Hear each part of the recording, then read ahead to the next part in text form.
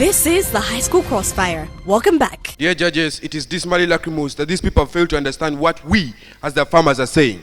It is a question about whether it is efficient or not. It is a question whether these herbalists are professionals or not. But dear judges, according to NLM.com, it has been proven that it is that herbs are efficient in treatment of chronic diseases and they can be actually used. Dear judges, if these people are not efficient, if these people are not professionals, and yet 60% of Uganda's population are already relying on herbal medicines, what if we integrate these people to make them part of the medical fraternity? Can't we make these people to be more? Can't we train these people to be used as people who are trained? If we're to integrate these people, we make them have the skills of working. The question is about them not being professionals, and we can make them be professionals by making them be part of the medical fraternity, training them, testing their activities, giving them licenses, and registering them, and enabling them, and checking up their activities. The question is, are they accessible? Uganda is already having dates and all those things. That's what they're asking us.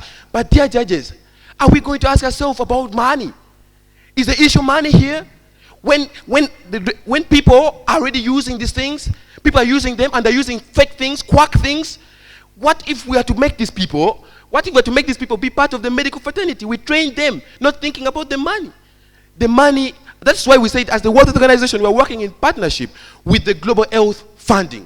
Because the most important thing here is to make people in different areas receive things which are confidential. Make them receive treatment which is confidential. Dear judges, according to research done by ICHN, which is a NGO forum, it says that the ratio of a herbalist to patients, it is 1 to 200 to 400 patients. And yet the ratio of doctors, it is 1 to 20,000 patients. Between these two, which ones are accessible? We realize that herbalists are very accessible to these people. And if they're accessible, if we make them part of our fraternity, if we're to train them, if we're to test their activities, we can actually make them be efficient to be used by the people, by the citizens of Uganda. Let us look at the way doctors, which are part of the medical fraternity, are being used. According to research done by ncbi.com, it states that doctors' activities are checked after every 3 years, whereby their licenses are supposed to be renewed and they're supposed to check on their qualifications. If we're to make these people, these herbalists, be part of the medical fraternity, we're going to check on their activities. You're going to check at whether they are quacks or not. Herbalists are not people who just grow up, as they said, people who grow up and they just grow up with knowledge from childhood. No, these are people who gain knowledge on how to use the environment, the plants and things that we have in our environment.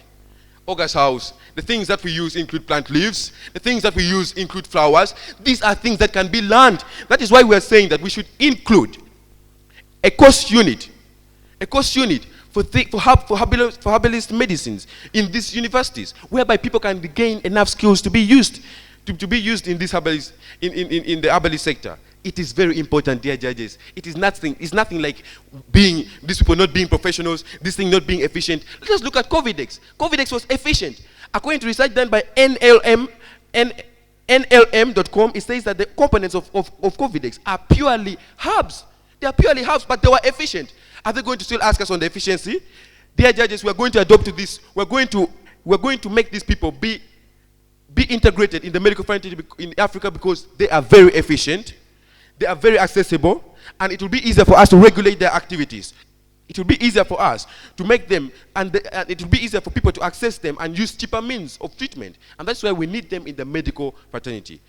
Let us not be deceived by the perception of herbalists. These people don't just grow up with false ideas. These people obtained skills which just need to be perfected by we as the World Health Organization in partnership with the Global Health Fund. Thank you very much.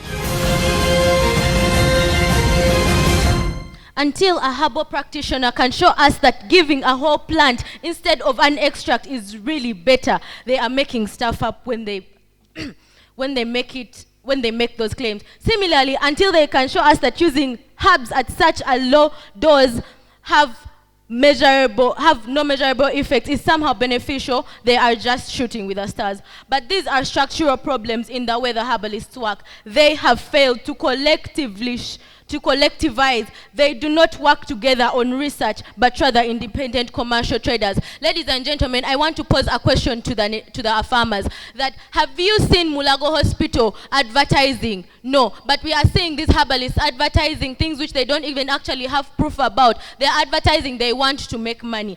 The first speaker came here and said that they are going to issue out licenses. Ladies and gentlemen, they talked about the licenses, but where are the funds going to come from? We are talking about Africa, which generally runs on a debt of about 69 billion US dollars. Are we going to start promoting herbalist work when we have all that money to pay? Point of information. No, denied. We are the Ministry of Health in the Shadow Cabinet. My name is Namukose Fatuma Janat, second speaker, negators. I am here to further build our case, and so supplementary to what our leader of opposition said, our work plan continues that we are, in addition to all this, we are going to train more health personnel. You see, the issue here is not about the herbs. The farmers are coming and telling us that the herbs are effective. Ladies and gentlemen, the herbs are effective, but we are talking about the herbalists. These herbalists are not trained. These herbalists are just here basing their success on speculations. When you ask them where they get their information from, they got it from their forefathers, they got it from their grandmothers, and then they are here telling us that they are effective. You cannot tell me that one medicine is going to treat Point about of 50, denied.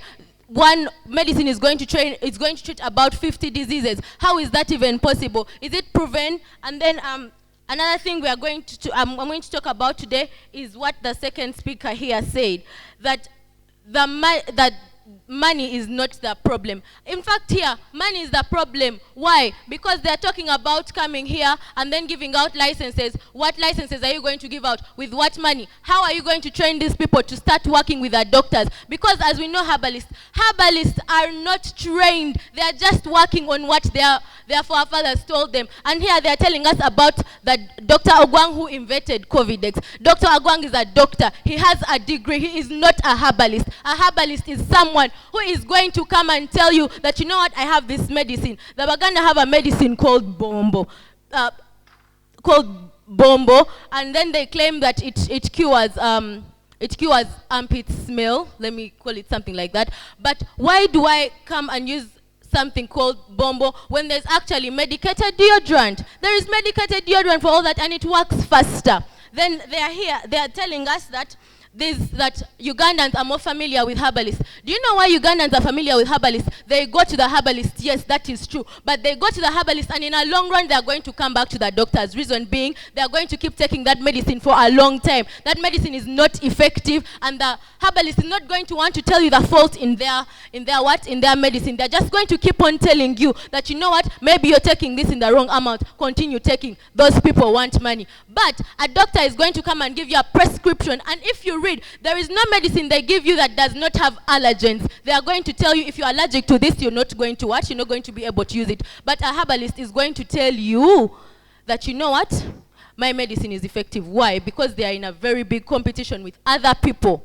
with other herbalists, and they practically want to make money. So ladies and gentlemen, my name is Fatuma, second speaker, negators, I rest my case. Thank you. This is the High School Crossfire. We'll be back in a minute.